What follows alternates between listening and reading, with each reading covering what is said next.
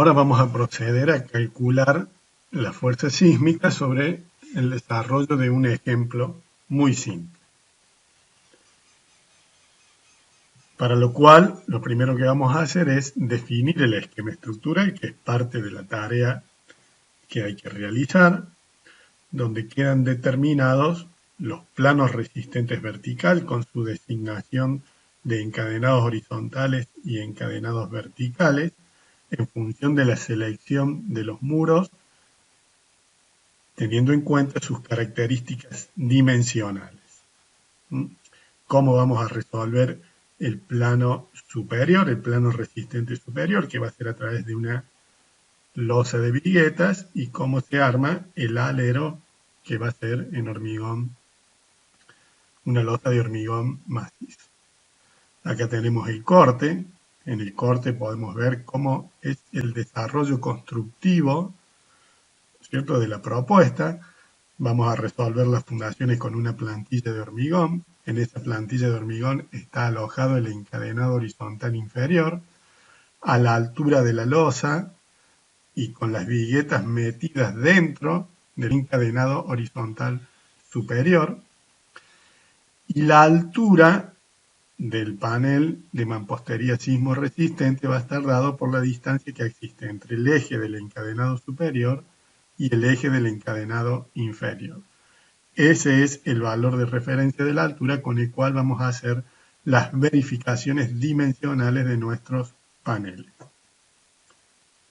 Acá tenemos la representación de lo que es el esquema estructural tridimensional, donde tenemos el sistema de fundaciones, ese plano horizontal inferior que está vinculando todos los planos resistentes verticales, los planos resistentes verticales definidos con su encadenado horizontal inferior, los encadenados verticales perimetrales en los bordes del muro y el encadenado horizontal superior a nivel del plano rígido superior.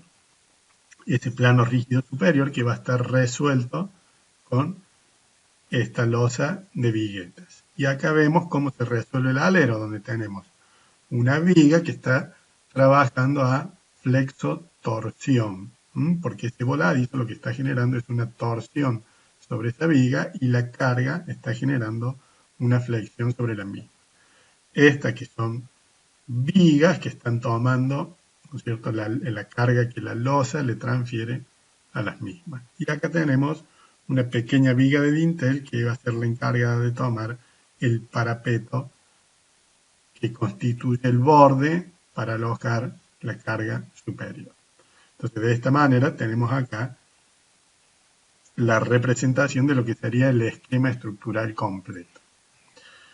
Y ahora estamos viendo el modelado. ¿Cómo hemos modelado esto en el software de análisis matricial? Es la herramienta de diseño que vamos a incorporar este año, con esos dos conceptos, con el concepto de la tridimensionalidad de la estructura y con la idea de poder analizar el comportamiento de los diferentes planos resistentes verticales. Fíjense que acá tenemos uno de los muros y la representación está definida, ¿cierto?, indicando o materializando los encadenados perimetrales e interiormente las dos bielas de mampostería que configuran este mecanismo de biela y tensor que analizamos en el teórico anterior. ¿Cómo modelar la estructura? Hemos dejado un tutorial en la página Moodle donde ustedes pueden evacuar las dudas de cómo es el manejo y el modelado de la estructura. Acá vamos a observar en el software de análisis matricial cómo ha sido modelado el esquema estructural, donde están representados cada uno de los planos resistentes verticales a través del mecanismo de biela y tensor. Estos planos resistentes verticales en la dirección Z, que son más esbeltos, necesitaron, justamente por esta condición geométrica, incorporar un encadenado horizontal intermedio. El punto del centro de masa, donde va van a estar aplicadas las fuerzas horizontales que corresponden a ese valor,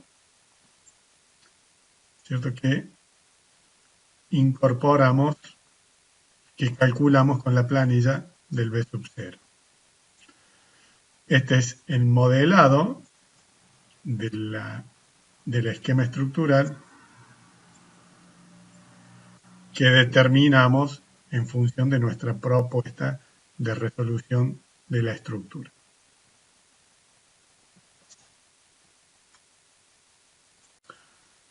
Ahora vamos a ver el cálculo de la masa vibrante. Vamos a desglosar el desarrollo de cómo es el cálculo de la masa esa que va a vibrar en el momento de ser afectado por una condicionante sísmica y de qué variables depende. Lo primero que tenemos que establecer es el cálculo de las cargas permanentes, el QD, las que van a estar siempre presentes en la estructura. Para eso debemos saber el peso de la losa y el peso de la cubierta, de los elementos que vamos a disponer, ¿cierto? En este caso para la aislación térmica y la aislación hidrófuga o la eliminación del agua pluvial que está actuando sobre nuestra construcción.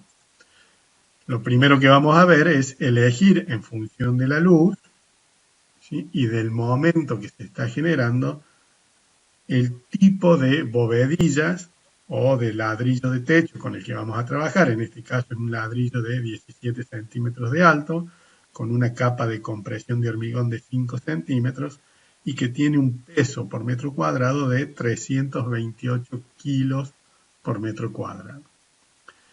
¿Cómo la hemos elegido? Y la hemos elegido en función de la luz y de la carga que tiene esta cubierta. Con esto sacamos el momento máximo, el Q por L al cuadrado sobre 8, y lo comparamos con el momento máximo admitido para esa combinación de doble vigueta, ladrillo de 17 centímetros de alto y una capa de compresión de 5. Entonces, en función de los momentos admisibles de esa combinación estructural y del requerimiento que tiene nuestra losa, pudimos establecer, ¿no es cierto?, cuál es la composición que va a tener el sistema estructural de nuestra cubierta. A raíz, en función de eso, definimos los 328 kilos por metro cuadrado. Ahora veamos el peso de la cubierta, que está definido en 324 kilos por metro cuadrado, definiendo un QD total de 652 kilos por metro cuadrado. ¿Cómo vamos a definir esos 324 kilos? Y en función del diseño de nuestra sobrecarga. En este caso, lo hemos definido con un hormigón dependiente de un promedio de 10 centímetros de altura, por el peso específico de esa mezcla con el que vamos a hacer el hormigón dependiente, y nos va a dar la carga por metro cuadrado. La carpeta sobre cual vamos a sentar la terminación, en este caso una terminación de baldosa de morteros de cemento, ese espesor por el peso específico nos va a dar el peso de la carpeta por metro cuadrado, y de la misma manera vamos a hacer el procedimiento con las baldosas que vamos a ubicar arriba. El peso específico que tienen esas baldosas por el espesor nos va a dar la carga por metro cuadrado. ¿De dónde vamos a sacar los valores del peso específico? Del reglamento IMPREX-CIRSOC 101, donde están establecidos los pesos de los diferentes componentes de nuestros sistemas constructivos. En este caso, un hormigón de cal, arena y cascote tiene un peso unitario en kilonewton por metro cúbico de 16 kilonewton. Acá venimos y vemos cuál era la equivalencia. Un kilonewton era igual a 1000 newton y era igual a 100 kilogramos fuerza. Con lo cual, estos 16 kilonewton representan 1600 kilogramos por metro cúbico. Lo mismo sucede con los morteros. Un mortero de cemento Portland, cal y arena está en 19 kilonewton por metro cúbico o lo que es lo mismo, 1900 kilos por metro cúbico. Ese es el peso por metro cúbico, la densidad que tiene este mortero de cemento Portland. Y de la misma manera lo hemos hecho con las baldosas de mortero de cemento lisado, que tienen un peso unitario en kilonewton por metro cúbico de 22, que son 2200 kilos por metro cúbico. Acá radica la importancia de manejar las unidades para poder establecer, ¿no es cierto?, cuál es el peso por metro cuadrado de los diferentes componentes estructurales de nuestra construcción. De ahí viene y ha quedado establecido estos 324 kilos por metro cúbico. ¿Qué pasa con el destino? La determinación del QL, de la sobrecarga de uso. También vamos a recurrir al reglamento IMPEX-SIGSOC 101, a donde dice que en función del destino que tenga nuestra azotea o terraza dependerá la sobrecarga con la que tenemos que trabajar. Entonces, acá aparece que para azoteas inaccesibles tenemos que como mínimo considerar 1 kilonewton por metro cuadrado. O sea que estamos hablando de 100 kilogramos fuerza por metro cuadrado. De nuevo, el valor del manejo de las unidades. Entonces, para la determinación de esa masa vibrante del WI, yo voy a tener en cuenta el peso de la losa, donde voy a tomar la superficie por el QD, que son todas las cargas permanentes por metro cuadrado, más el QL, que es la sobrecarga, por ese factor de simultaneidad que tenía en cuenta la posibilidad del uso o de la permanencia de esa sobrecarga al momento de producirse un fenómeno sísmico, ¿sí? Mientras menos posibilidades teníamos de que se diera esa simultaneidad, menor es este valor. Entonces acá nosotros tenemos una cubierta de 63 metros cuadrados, que la voy a multiplicar por 650 kilos por metro cuadrado, hemos redondeado, ¿no es cierto?, el valor de la carga por metro cuadrado, más los 100 kilos de sobrecarga por este factor de simultaneidad, que es 0, o sea que de la sobrecarga no voy a tener nada en cuenta. Eso nos va a dar un peso del entrepiso de 40.950 kilos, o lo que es lo mismo, 40,95 toneladas. También tenemos que tener en cuenta en la determinación del WI el peso de los muros, para lo cual vamos a tomar el volumen de todos los muros de planta baja dividido 2, para que solo la mitad hacia arriba forma parte de esa masa vibrante. Ese volumen por el peso específico me va a dar el peso de los muros. Para tomar en cuenta el volumen voy a considerar la longitud, la altura y el espesor por el peso específico, teniendo en cuenta los muros que son de 18 y los muros que son de 8 centímetros. ¿De dónde voy a sacar los valores del peso específico? De nuevo recurrimos al suplemento 101 del IMPRES-SIGSOC, donde tenemos determinados el valor de los ladrillos huecos cerámicos portantes con huecos menores a un 60% y me está dando el peso unitario en kilonewton por metro cúbico. Entonces, en función de la materialidad de los muros resistentes verticales y de los que no lo son, yo voy a tener en cuenta el peso específico de esos elementos.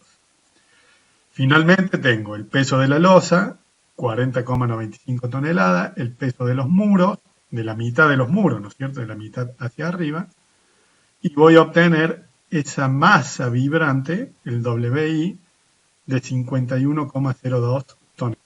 Con ese valor del WI, vamos ahora a completar la planilla de distribución B sub 0, de la que habíamos establecido la semana pasada, que era la síntesis de todas esas variables que explicamos que definían en el método estático equivalente la forma de calcular el coeficiente sísmico de diseño, donde íbamos a completar la zona sísmica, el tipo de suelo, que tiene que ver con el informe proporcionado por el estudio de suelo y las características del terreno, el número de niveles, el factor de riesgo, que tiene que ver con el destino de la construcción, y el tipo de plano resistente vertical. Ese tipo de plano resistente vertical que dependía del tipo estructural, y en nuestro caso, que es un esquema constituido con planos resistentes verticales de mampostería sismoresistente, encadenada simple, corresponde el grupo 12 y queda definido el factor de reducción y el coeficiente de amplificación dinámica, que lo veremos más adelante cómo influye. Una vez que definimos estos datos, completamos con el peso de la masa, con la altura del entrepiso que vamos a tomar desde el nivel de fundación hasta el nivel de losa, la planilla automáticamente calcula ese coeficiente sísmico de diseño y establece cuál es el valor de la fuerza sísmica o de la fuerza por nivel con el cual vamos a ensayar nuestra construcción, determinando el esfuerzo de corte basal, que en este caso, por tratarse de un solo nivel, coincide la fuerza sísmica del nivel aplicado con el valor del corte basal. De esta manera estaríamos en condiciones de empezar a hacer el análisis del comportamiento de nuestra estructura frente a una acción horizontal.